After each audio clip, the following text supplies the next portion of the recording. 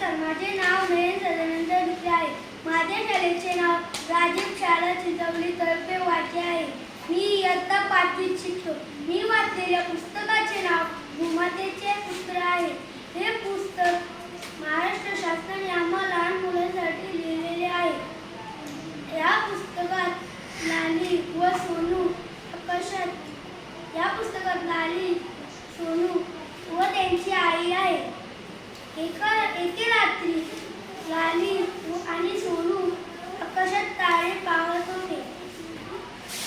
तेवढ्यात त्यांची आई आली आणि त्यांना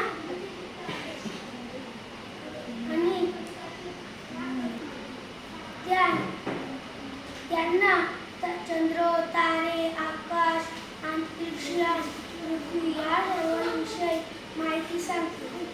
या पुस्तकाच्या पृष्ठभागावर मुलगा, मुलगी व त्यांची आई आहे आणि चंद्र आणि तारे आहेत आणि पृष्ठभागावर मुलगा, मुलगी, आई